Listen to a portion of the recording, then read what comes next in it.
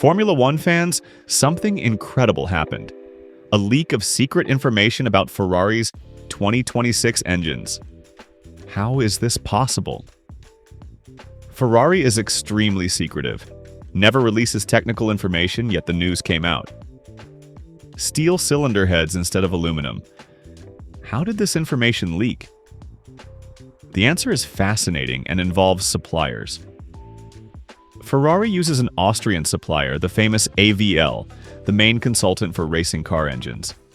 And it's precisely from suppliers that leaks often come, because they're not subject to the same secrecy as the parent company. It's easier for leaks to happen from suppliers rather than from Ferrari. And this isn't the first time. Already in the 80s, news about Ferrari engines came from Tuscan suppliers who manufactured crankcases in the Mugello area. Suppliers represent the Achilles heel for controlling technical information. But why did Ferrari choose steel? Steel has greater thermal resistance, greater mechanical strength, resists heat better, and expands less. Stay with me because what I'm about to tell you is fundamental. I'd like to talk to you about an aspect that concerns Formula One, especially in these days of technical regulation change. What's entering 2026 is a regulation that's been extensively renewed, both for the chassis part without ground effect, and for the propulsion part related to the renewed 2026 power units. One of the news items that sparked greatest interest and curiosity, beyond the controversy over compression ratio exceeded by Red Bull and Mercedes, is probably linked to Ferrari's use of steel cylinder heads for its thermal part. You know, steel is certainly heavier than aluminum, and many asked why Ferrari is looking for a solution that's clearly penalizing in terms of maximum weight. Already, Formula One cars are burdened in 2026 by battery weight, so why does Ferrari go for using a denser material compared to traditional material used on racing engine cylinder heads, namely aluminum? And I myself made a video explaining that steel alloy has greater thermal resistance, greater mechanical strength compared to aluminum, resists heat better and expands less, and therefore has substantially more reliable behavior in situations of high temperatures and high pressures. All this could represent an advantage because on one hand, as I explained in my video, it reduces radiating masses. The material withstands higher temperatures, so there's less need for cooling, hence smaller water radiators and advantages in aerodynamic terms. There's another aspect I didn't mention, but I'll mention in this circumstance, which is certainly linked to better reliability of an engine with steel alloy cylinder head. Because if I have engine components that resist stresses from high temperatures and high pressures better, these components necessarily also become more reliable. So that limit of 4 power units usable per season is more easily achievable. So there's a reliability discussion, but there's another point that sparked my curiosity and I believe also some other foreign YouTubers. I noticed the question I asked myself is linked to reliability, precisely, of the news about using steel alloy for cylinder heads.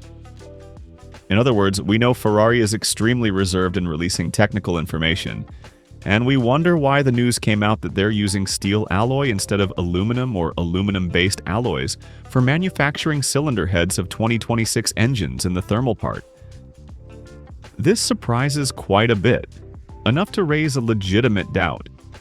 Does this news really have foundation, or is it part of a studied strategy to confuse competition? This, naturally, is also possible. However, in Tuscany there existed, and partly still exists today, suppliers involved in manufacturing crankcases for Ferrari Formula One engines in the 80s. And precisely from there, at the time, came many indiscretions about engines for the following season. Suppliers, in fact, weren't bound to the same secrecy levels as the parent company. Or rather, it was much easier for a news leak to start from them, rather than directly from Ferrari. And we have Ferrari using an Austrian supplier, the famous one I talked about in my last video, AVL, which is the main consultant regarding racing car engines in Ferrari. And I wonder, perhaps that'll be the origin of the news, precisely about using innovative materials on new engines, meaning I'm talking about steel alloy instead of aluminum-based ones, mainly aluminum-based ones of new 2026 engines. And the doubt that these suppliers sometimes represent the Achilles heel for controlling Ferrari's technical information. So, I don't know. Obviously, I'm not saying the news could have leaked from AVL, but My past experience leads me to say that to keep solutions secret, you must not only pay attention to your own, let's say, to news coming out of my company, but you must also pay attention to suppliers, because many times suppliers have, let's say, loser meshes. This is the crucial point. Ferrari can be as reserved as it wants, but suppliers have less control, have fewer secrets, have fewer restrictions. And therefore, it's easier for technical information to come out from them that Ferrari would like to keep secret. This happened in the 80s with Tuscan suppliers from Mugello, and it could have happened now with AVL, the Austrian supplier collaborating with Ferrari for 2026 engines. This is the great vulnerability of any Formula One team. You can't do everything internally. You must have suppliers. You must have consultants. And these suppliers and consultants work with other companies, have other clients, have employees who talk, who share information. And sooner or later, something leaks. This is reality. And Ferrari knows it but can't do anything about it because AVL is too important. Their experience is fundamental for developing 2026 engines. And so Ferrari must accept this risk. Let's recap what we know about steel cylinder heads.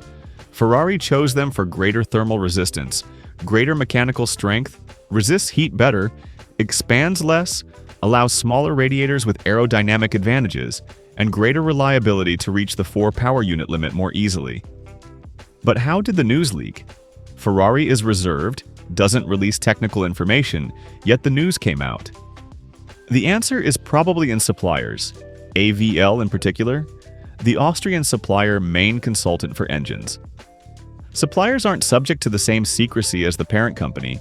It's easier for leaks to happen from them, as happened in the 80s with Tuscan suppliers from Mugello. Suppliers represent the Achilles heel for controlling technical information. Ferrari must pay attention not only to news coming out of the company, but also to suppliers because suppliers have looser meshes. This is the story of steel cylinder heads and the secret information leak about Ferrari's 2026 engines. A fascinating story showing the vulnerability of even Formula One's most secretive team because you can't control everything. You can't do everything internally. And suppliers are the weak point, the Achilles heel.